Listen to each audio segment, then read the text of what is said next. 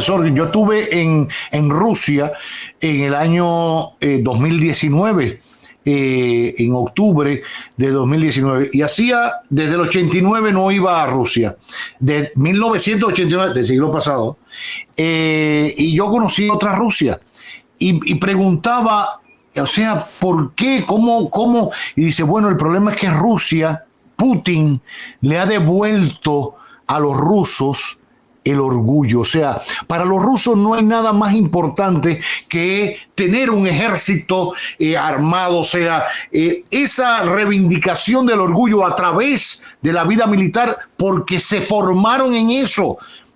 Siempre he tratado de explicar desde mi perspectiva muy, muy pequeña, por supuesto, por qué en materia económica el modelo socialista no compitió nunca con el capitalista y no pudo ganarle, porque dedicaron la mayor parte de los recursos en los países de la Unión de República Socialista Soviética y el resto de los países europeos socialistas a fortalecer su vida militar. Y entonces el pantalón, la camisa y aquello no era importante, y la corbata, lo importante era fortalecerse militarmente, porque corrían peligro como sistema social. Al final terminaron sucumbiendo como sistema precisamente por un McDonald's, un plato de comida, una chacabana y un pantalón, y no militarmente.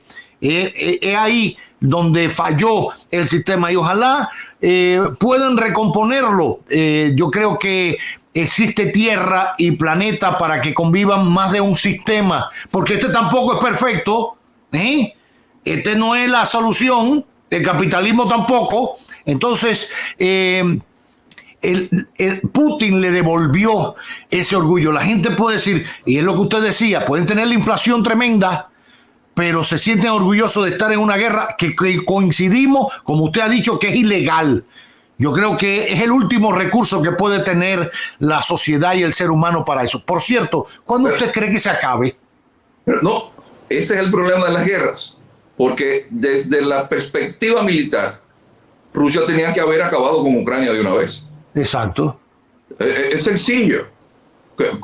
El segundo mayor ejército del planeta, una gran cantidad de armamentos, pero no contaban con el soporte de la OTAN, que la OTAN se iba a involucrar de esa manera, que la OTAN le iba a permitir también información de inteligencia.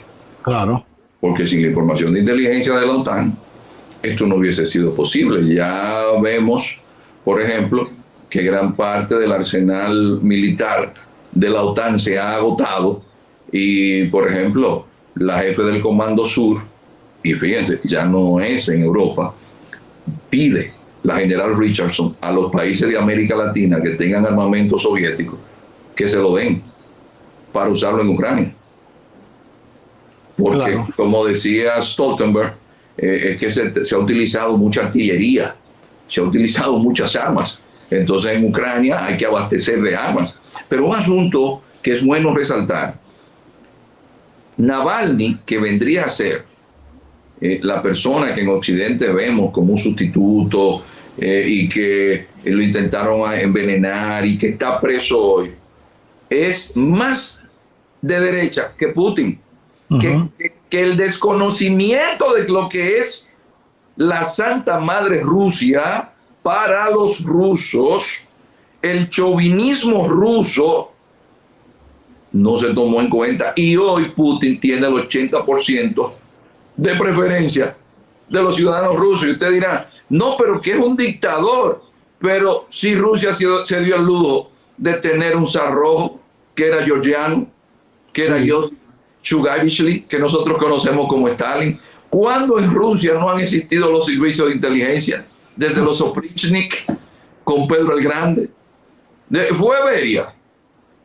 No fue Beria, simplemente. No. Es que es una tradición en Rusia. Claro. Entonces, esta guerra sí hay que verla también desde la perspectiva de la estrategia de seguridad de Estados Unidos, que ya había hecho un planteamiento de que la principal amenaza para los intereses de Estados Unidos era una alianza ruso-china. Y aquí hay que ver algo. Putin lo que ha hecho con esta guerra es entrarse en medio de una disputa que pertenece a Rusia y a China, que pertenece a China y a Estados Unidos. Y ahora, por más que nosotros veamos que hay inflación, que el desastre que hay en el mundo, ¿quién es que está en el foco de la atención? Es Rusia. Pero Rusia, en esa perspectiva geopolítica, que es la del Heartland de Mackinder, es fundamental. ¿Y qué hace ahora con China?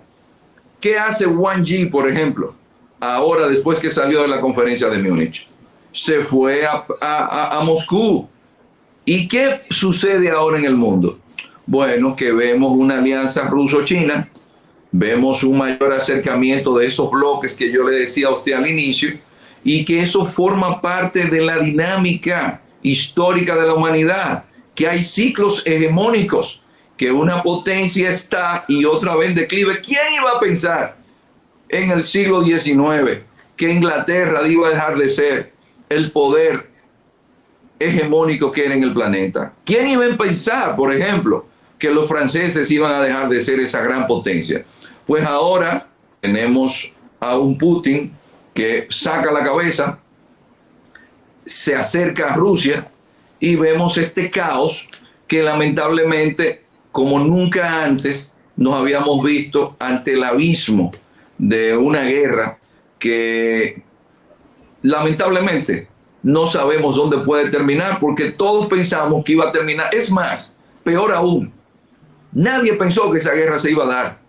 Exacto. Y la guerra sucede y mire, ya tiene un año. Y ahora a esa guerra se le está echando leña. Bueno. Porque la visita de Biden es para darle más ayuda a Zelensky. Claro. Exacto. Bueno, Dios quiera que le entre un poquito de otros aires y sofoque esa llama en aras de la paz y de la armonía. Realmente China ha propuesto en las últimas horas una opción para buscarle un bajadero y finalizar el conflicto. Hasta ahora lo que he escuchado es que Putin lo ha recibido y creo que con buenos ojos. No ha opinado mucho, creo que para no tampoco anticiparse. Zelensky o la portavoz de la Cancillería también ha hablado y dice que van a leer el documento completo de una propuesta china para buscarle una solución a este conflicto, que veremos cuál sería cuando ya hay territorios que han sido ocupados por Rusia, casi todos, sin olvidar, ya eso usted lo ha hablado en otro programa, cómo ocuparon primero o recuperaron para territorio ruso Crimea, ¿no? Si mal no recuerdo. Sí, en base a solvencia testicular. Putin dijo, mira, me quitaron Crimea y esto es mío. Y cuando en el Cáucaso hubo el problema con Georgia, Putin fue y cogió Abjasia y cogió Osetia. Es decir, que ya Putin estaba dando las líneas de dónde iba a ir. Y un asunto importante, que hay posibilidades, es que la visita de Biden a Polonia, ahí ya se filtró la información, los rusos sabían que Biden iba para allá. Es decir, que todo en el mundo, señores, tiene solución, pero es política. Donde no hay voluntad o interés político, no hay solución. Y si mañana los chinos, los rusos deciden que ya la guerra llegó a un punto en que había que bajarle la llama a la estufa porque se puede quemar todo lo que esté en el caldero, eso va a suceder. Pero dependerá del interés político. Y como todas las guerras, Cavada, ¿terminan dónde? En una mesa de negociaciones. Qué lástima que no hayamos aprendido de la historia. Y miles de personas, tanto ucranianos como rusos, están ahora sacrificados en el altar de los intereses geopolíticos. Así es, santa palabra.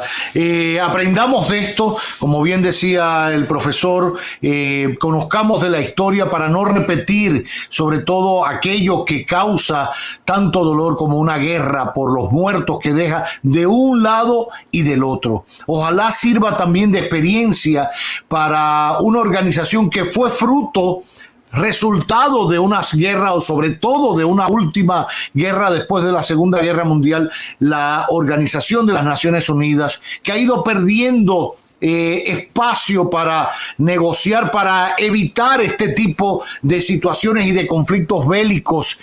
Ojalá, siendo la ONU resultado de una guerra. Al final fue después de una guerra que dijeron, oye, vamos a sentarnos, no podemos seguir en esto, vamos a firmar la Carta de las Naciones, vamos para San Francisco. Y ahí comenzó la historia para poder negociar, para dirimir los conflictos antes de llegar a disparar. Sin embargo, ya a nadie le importa eso. Entonces, tendrá que ser también un aprendizaje para que los organismos multilaterales, la diplomacia se imponga, que siempre exista. Le demos importancia a la diplomacia en el mundo. No es nombrar a cualquiera ahí para cumplir con un compañerito del partido. Ocurre en todas partes, no solo aquí. Por eso la importancia de la diplomacia. Profesor, aprovecho para despedirlo y agradecerle a un diplomático de carrera y profesor de diplomacia, el doctor Iván Gatón, que nos haya acompañado en este magazine que para él es y será siempre su casa porque tiene nombre.